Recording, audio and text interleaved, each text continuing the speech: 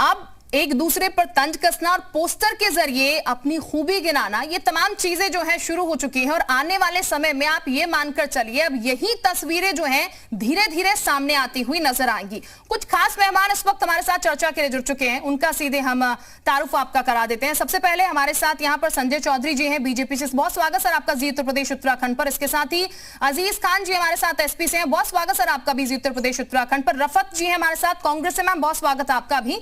संजय चौधरी जी, चूंकि तारीखों का ऐलान हो चुका है, तमाम जो पार्टियां हैं, आपकी भी पार्टी दावा कर रही है कि 300 पार जो है सीटें निकल कर आएंगी और ऑनलाइन प्रचार हो रहा है, तो सपा की तरफ से आरोप भी लग रहा है कि बीजेपी को इसका बेनिफिट मिलेगा, छोटे दल जो है बेनिफिट नहीं ले पाएंगे इसका। देखिए, ये चुनाव भविष्य का चुनाव है और मुझे लगता है कि जिस नेतृत्व के अंदर भविष्य को पढ़ने की क्षमता होगी उस नेतृत्व को जनता अपना साथ देगी। अखिलेश जी जनता के बीच में जाएंगे तो वो उत्तर प्रदेश की उस जनता के पास जाएंगे जो 21 करोड़ वैक्सीन की डोज ले चुके हैं, जिसको अखिलेश जी कहते थे कि ये भाजपा की वैक्सीन है। तो बिना वैक्सीन लगाए जनता के बीच में अखिलेश जी जाएंगे और उस जनता के बीच में जाएंगे जिसे भाजपा की वैक्सीन लग चुकी है।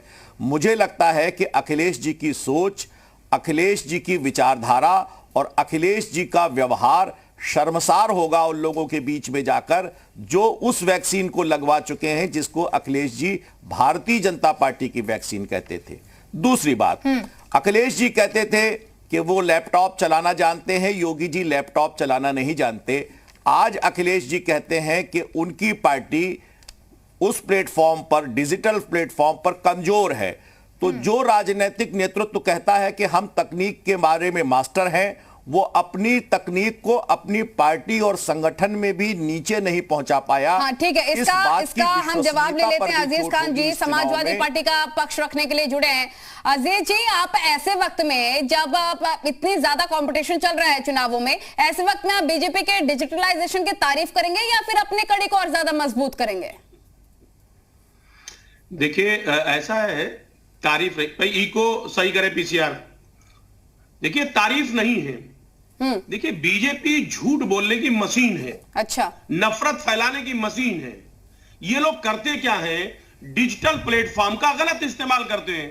हमारे नेता ने यह कहा कि चूंकि इनके पास पैसा है, ताकत है, सत्ता में थे, इन्होंने पैसे को इकट्ठा किया और उसका मिसयूज करेंगे और उस मिसयूज को कहीं ना कहीं जनता को ये भरमाने का काम करेंगे।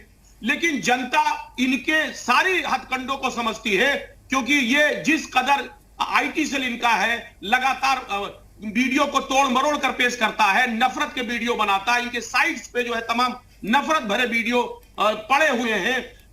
मेरे नेता के कहने का सिर्फ ये मतलब है कि ये लोग ऐसे हैं कि जो अपनी उपलब्धियों को नहीं बताएंगे, क्योंकि इन्होंने उपलब्धियां की ही नहीं। अजीज जी, पिछली बार 2017 के चुनावों की अगर बात कर लें तो ये नारा दिया गया था ना कि काम बोलता है नारा, तो काम नहीं आया।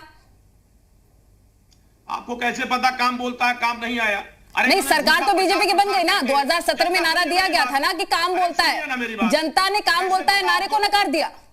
अरे मेरी किसी ने कुछ नहीं नकारा, इन्होंने जनता को गुमराह कर दिया, इन्होंने बड़े ख्वाब दिखाए, धोखा दिया जनता को, बड़े बड़े वादे किए, झूठे वादे, वही डिजिटल प्लेटफॉर्म का इस्तेमाल किया, आईटी सेल का इस्तेमाल किया और जनता ने समझ लिया 5 साल में कि सिर्फ झूठे लोग हैं। कुछ कहना है, सुनवाते अपने दर्शकों करते हैं। सम्मान और एक गरीब का कल्याण कैसे होगा, गरीब खुशहाल कैसे होगा, उसके लिए परिश्रम की पराकाष्ठा करते हैं। सर, चुनाव आयोग ने स्पष्ट किया है कि 15 जनवरी तक किसी भी प्रकार की रैली नहीं होगी और ये भी कहा है कि लोग ज्यादा से ज्यादा वर्चुअल कैंपेन को प्रोत्साहन दो, वर्चुअल कैंपेन को बढ़ाएं। सर, किस तरह से आप वर्चुअल को आगे बढ़ाएंगे, क्योंकि बीजेपी पहले से भी वर्चुअल पे मजबूत रही है? देखिए, जिस समय कोरोना महामारी आया था उस समय राष्ट्रीय अध्यक्ष के नेतृत्व में, मोदी जी के आशीर्वाद से, और हम लोगों ने वर्चुअल सभी कार्यकर्ताओं को, बूथ स्तर के कार्यकर्ताओं से किया, मैं बातचीत किया और उसका परिणाम रहा है कि समस्त कार्यकर्ता घर से निकलकर गरीबों की सेवा किया और गरीब तक पहुँचे हम लोग। कोई दल उस समय दिखाई नहीं दे रहा था, दूर दूर तक गरीबों का पुरसा हाल कोई नहीं था। तब हमारी भारतीय जनता पार्टी के एक कार्यकर्ता समर्पित भाव से, समर्पण के भाव से सेवा में उसको दवा भी घर तक पहुँचाना, हॉस्पिटल में एडमिट करवाना, भोजन की जरूरत हो भोजन भी घर पर पहुँचाना। तो स्वतंत्र सिंह को आप सुन रहे थे, विशाल भी हमारे सहयोगी इस वक्त हमारे साथ जुड़े हैं। पहले हम क्योंकि यहाँ पर अजीज खान साहब कह रहे हैं कि धोखाबाजी से बीजेपी सरकार धोखेबाजी कर आई है, तो इस बार ये धोखेबाजी आप मिटा पाते नहीं मिटा पाते तो देखना होगा सर, क्योंकि तैयारियां आपकी तरफ से भी लगातार की जा रही। लेकिन रफत जी भी हमारे साथ है, कांग्रेस, उनसे जान लेते हैं। रफत जी, देखिए सपा तो कह रही है कि नुकसान होगा एक तरीके से यहाँ पर जो छोटे दल हैं उनको, क्या कांग्रेस पूरी तरीके से तैयार है, कंफर्टेबल है ऑनलाइन, या फिर कांग्रेस भी इस कड़ी में कमजोर है? क्योंकि कांग्रेस को तो वैसे ही सब कमजोर आंक रहे हैं उत्तर प्रदेश में। देखिए, हम पूरी तरीके से जो है मजबूती से वर्चुअल रूप से भी हम लड़ाई लड़ रहे हैं और साथ में डोर टू डोर कैंपेन और छोटी सभाएं भी कर रहे हैं। और आज से नहीं, चुनावी मोड में ये भाजपा की तरह से अचानक नहीं हम लोग कुकुर मुत्ते की तरह उगाते हैं। जिस तरीके से इन्होंने झूठ के आधार पर अपना किला बनाया था, आज वो ढह रहा है। अभी जिस तरीके से जो है इनके ठीक, लेकिन प्रचार में रफत जी सिर्फ प्रियंका गांधी नजर आती है, राहुल गांधी नजर नहीं आते। इसको लेकर शिकायतें उठती हैं बार बार कि राहुल गांधी नदारत नजर आते हैं। तो आपको पता होना चाहिए, प्रियंका जी यूपी की महासचिव है, इंचार्ज। बिल्कुल, लेकिन क्या राहुल गांधी का कोई रोल नहीं है? नहीं, बिल्कुल रोल है उनका, लेकिन नेशनल पार्टी है तो पूरे देश देख रहे हैं राहुल जी, कोई एक जगह उनको नहीं देखना है। और उत्तर प्रदेश इतना जरूरी शायद उनके लिए फिर नहीं है। इस वक्त उत्तर प्रदेश उनके लिए जरूरी नहीं है जैसे और पार्टियों के लिए। नहीं, आपको पता होना चाहिए, आप मीडिया में हैं, आपको पता होना चाहिए राहुल जी किस तरीके से बोल रहे हैं। अगर कोई इसीलिए मैं आपसे सवाल पूछ रही हूं। अगर कोई संघ से लड़ रहा है और कोई भाजपा से, रफत जी, हम मीडिया में हैं, हम जानकारी रखते हैं और इसीलिए शायद पिछले चुनावों में आपने गठबंधन किया लेकिन काम नहीं आया। नहीं, वो गठबंधन क्या है, वो तो प्रयोग होते रहते हैं, ऐसा कोई बड़ी बात नहीं है कि क्या हुआ क्या नहीं हुआ। आगे की बात करते हैं हम लोग। नहीं, आगे के लिए आपका क्या प्लान है? आगे के लिए क्या प्लान है? खाली स्थगित कर दिया जाएगा? बीजेपी कह रही है कि वैसे भी प्रियंका गांधी वाड्रा के आने से कुछ होता नहीं, इसलिए आपने रैलियां स्थगित कर दी। बीजेपी क्या कहती? बीजेपी ने तो ये भी कहा था कि पूरे जो है देश को डिजिटल बना देंगे, shining India, digital India. Digital India को उनको फायदा मिल रहा है? अब डिजिटल इंडिया का फायदा तो मिल रहा है। क्यों संजय जी? नफरतें बांटी हैं, डिजिटल से नफरतें बांटी हैं। डिजिटल इंडिया का फायदा ये नहीं उठा पाए, इसलिए अब आप उठाएंगे? नहीं, नफरतें बांटी गई हैं डिजिटल के द्वारा, इनके द्वारा। आप शिकायतें करती हैं, आईटी सेल में शिकायतें करती हैं आप संजय जी? हम शिकायतें कर रहे हैं, ऐसा नहीं है, लेकिन जिस तरीके से बीजेपी, देखिए, मैं पहले ही इस बात को कह रहा था कि इस बार के चुनाव में नेतृत्व परखा जाएगा। आपके पास आ रहे हैं, कांग्रेस के लोग कह रहे हैं कि उन्होंने डिजिटल प्लेटफॉर्म पे बहुत अच्छा किया है। कांग्रेस के लोग ये बताएं कि उनकी सर्वोच्च नेता सोनिया गांधी जी जो हैं, वो तो उत्तर प्रदेश में 2 साल से अपने संसदीय क्षेत्र में ही नहीं आई हैं। तो इस बार का चुनाव यह भी तय करेगा कि जो नेतृत्व करने वाले लोग हैं वो कितने जमीन से उखड़े हुए हैं। वही मैं कह रहा हूं कि नेतृत्व की परीक्षा होगी, नेतृत्वकर्ताओं का पुराना आचरण इस बार कसौटी पर कसा जाएगा कि जो नेतृत्व करने वाले लोग हैं वो कितने सतही हैं। सोनिया जी का 2 साल लगातार अपने संसदीय क्षेत्र में न आना ये कांग्रेस की विश्वसनीयता पर संकट पैदा करेगा। जनता के बीच अखिलेश जी का वैक्सीन का विरोध करना और उस जनता के बीच में जाना, यही सबसे बड़ा सवाल है। विशाल भी हमारे सहयोगी हमारे साथ बने हुए, वापस आपके पास लौटूंगी। अजीज जी भी हाथ उठा रहे थे, सर मैं आपके पास भी आऊंगी, लेकिन विशाल से सबसे पहले एक बस वक्त सवाल ले लेते हैं। विशाल, जैसा कि हम डिस्कशन कर ही रहे हैं, यहाँ पर राहुल गांधी नदारत नजर आते हैं, सोनिया गांधी को लेकर भी सवाल उठ रहे हैं, संजय चौधरी जी कह रहे हैं अब तो रैलियां भी नहीं कर सकते फिलहाल 15 तारीख तक। ऐसे में जनता से जुड़ना कितना महत्वपूर्ण हो जाता है, क्योंकि हम लगातार देख रहे हैं प्रधानमंत्री भी उत्तर प्रदेश पहुंच रहे हैं बार बार। देखिए, एक चीज़ तो बिल्कुल साफ है कि अब जो 15 जनवरी तक रोक लगाई गई है उसमें ये चीज़ बिल्कुल क्लियर हुआ है कि पार्टी ने डिजिटल के तौर पर अपनी ज़्यादा तैयारी कर रखी है, क्योंकि अब डिजिटली लोगों से जुड़ना पड़ेगा, वर्चुअली रैली होगी। ऐसे में अगर हम बीजेपी की बात करते हैं तो बीजेपी ने अपने आईटी सेल को पहले से ही एक्टिव कर रखा था, बाकायदा डिजिटल वॉरियर्स जो है उन्होंने बना रखे थे। कांग्रेस ने भी कल से अपनी वर्चुअल जो अभियान है उसकी शुरुआत कर दी। कल प्रियंका गांधी ने बाकायदा काफ़ी देर तक जो है लोगों को संबोधित किया, बताया कि मैं लड़की हूं, लड़ सकती हूं, स्लोगन कैसे आया, किससे बातचीत की। इसके साथ ही हम सपा की बात करें तो सपा में अखिलेश यादव ने कल इस बात को लेकर इंडिकेशन दिया कि बीजेपी इसमें आगे है और उन्होंने इस बात की मांग की कि नहीं, रैलियां होनी चाहिए, क्योंकि अगर रैलियां नहीं होंगी तो हम जैसे जो तमाम जो दल हैं जिन्होंने डिजिटल में बहुत ज़्यादा फोकस नहीं किया, आम जनता से जुड़ने के ज़्यादा फोकस किया, उनके लिए ये ड्रॉबैक हो सकता है। और कल ये देखिए, ये अंदेशा अखिलेश यादव ने जताया। तो एक चीज़ तो कहना बिल्कुल गलत नहीं होगा कि जिन लोगों ने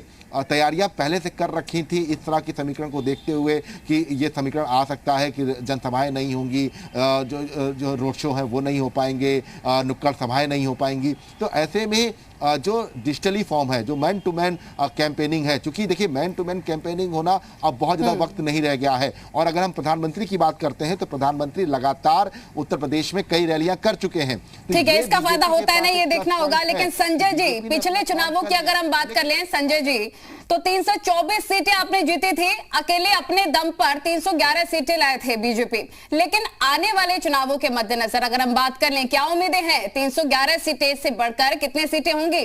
और इस बार तो डिजिटलाइजेशन भी है, डिजिटल तरीके से आपको फायदा होगा या नुकसान? देखिए, भारतीय जनता पार्टी ने बीते 5 साल में जितना काम किया है उस काम के आधार पर भारतीय जनता पार्टी लोगों के बीच में जाएगी। और मैं ये दावा करता हूं कि समाजवादी पार्टी अगर एक एक्सप्रेस हाईवे बनाती है तो भारतीय जनता पार्टी उससे बड़े एक्सप्रेस हाईवे बना के जनता के बीच में जाएगी। इन्होंने एक मेट्रो चलाई थी, हम 5 मेट्रो चलाकर जनता के बीच में जा रहे हैं। वो तो कह रहे हैं कि इन्होंने वैक्सीनेशन का विरोध किया था, हम संजय जी, सारी उनकी योजनाएं थी जो आपने शुरू कर दी हैं। क्रेडिट लेने का होड़ भी देखने को मिलता है। वो कह रहे हैं कि हमारी योजनाएं थी जो आप नारियल फोड़ रहे हैं। देखिए देखिए, समाजवादी पार्टी की योजना वैक्सीनेशन की थी क्या? जब दुनिया पर सबसे बड़ा संकट आया तो 9 महीने के बीच में वैक्सीन बनाकर जनता को देने का काम भारतीय जनता पार्टी ने काम किया है। लोगों के खाते खुलवाकर भ्रष्टाचार से मुक्त उनके खाते में 100% राशि पहुंचाने का काम भारतीय जनता पार्टी ने किया है। जनता की जमीन को हड़पने वाले माफियाओं पर बुलडोजर चलाकर उनकी जमीन को अपने कब्जे में लेने का काम भारतीय जनता पार्टी ने किया है। जो लोग अपने घरों में काला धन जमाए बैठे थे, उनकी अलमारियों को तोड़कर एसपी की तरफ से ये बातें कही जा रही है कि हमारे कामों का उद्घाटन करके बीजेपी क्रेडिट लेने की कोशिश कर रही है। अजीज खान जी भी हमारे साथ हैं। अजीज जी, तमाम बातें जो हैं, जो बात आप कहते हैं कि काम हमने किया, उद्घाटन बीजेपी कर रही है, लेकिन बीजेपी कह रही है हमने काम किया, उन्होंने तो सिर्फ नींव रखी थी, हम पूरा काम कर जनता के बीच वो चीज हमने सौंपी और उसी के नजरिए से अब जनता के बीच हो जाएंगे और वोट की अपील भी होगी। मैं यही बात कह रहा था, मेरी बात कंप्लीट नहीं हुई थी। जी बोलिएगा। देखिए मैडम, एक बात आप समझ लो, हमने पहले भी कहा था ये झूठ बोलने वाले लोग हैं, ये झूठा विज्ञापन। देखिए लगातार टीवी चैनलों से लेकर के बाहर आप देखिए किस कदर इनके पोस्टर लगाए गए। लगातार ये झूठ बोलने के अलावा कुछ नहीं करते, झूठे विज्ञापन देते हैं। ये बताइए, ये जाएंगे जनता के बीच में और बल्कि गए हैं, ये क्या बताएंगे कोरोना के बारे में? बार बार कोरोना की बात करते हैं। क्या कोरोना में गंगा में लाशें नहीं बही है? आपके चैनल ने नहीं दिखाया है क्या लाशें जल नहीं थी, उनको ढका नहीं गया है टीन से? क्या इसको आप नहीं दिखाएंगे? क्या ये लोग नहीं बताएंगे? क्या 800 का सिलेंडर 80,000 में नहीं बिका है? क्या ऐसा नहीं था?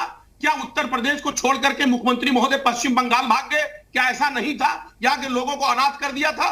ये जनता नहीं भूलेगी। ये कह रहे हैं साहब कोरोना में बड़ी मदद की, मैंने खाना दिया, पानी दिया। यही उत्तर प्रदेश का मजदूर है, जब 2-2, 2,500 हजार किलोमीटर पैदल चल करके आया है। उसके छोटे छोटे मासूम बच्चे थे, उनको सवारियां तक नहीं दी, खाना उस नहीं वक्त दिया। जब वैक्सीनेशन की बात आई थी, अजीज खान जी, जो बातें आप गिना रहे हैं, चलिए इसका जवाब भी लेंगे, लेकिन आप सुनिए, नहीं वैक्सीनेशन की जब बात आई तो अखिलेश यादव भी सबसे पहले मना कर इनकार करते हुए नजर आ रहे थे। उस टाइम भ्रम की स्थिति तो सर सपा की तरफ से भी फैलाई गई थी। नहीं, आपने ही कहा था कि बीजेपी की वैक्सीन है। बोलिए। अरे मेरी बात सुनिए, अब आप कंप्लीट करने दीजिए। देखिए कोवैक्सीन, आज भी मैं कह रहा हूं, उस वक्त जो कोवैक्सीन की स्थिति थी वो WHO से अप्रूव्ड नहीं था। क्या कोवैक्सीन लगा करके आप विदेशों में जा सकते थे? क्या WHO से तो पछताएंगे। वो मान्यता प्राप्त था? सुनिए मेरी बात, हल्ला मत करिए, आपके बीच में नहीं बोल रहा था मैं, शांति से सुनिए मेरी बात। कोवैक्सीन पे उन्होंने अभी भी संकट पैदा कर रहे हैं, वैक्सीन के बारे में भ्रम फैला रहे हैं। आप गलत प्रचार प्रसार कर रहे हैं, भ्रम पैदा कर रहे हैं। मुलायम सिंह यादव ने क्यों लगवा ली भाई? चले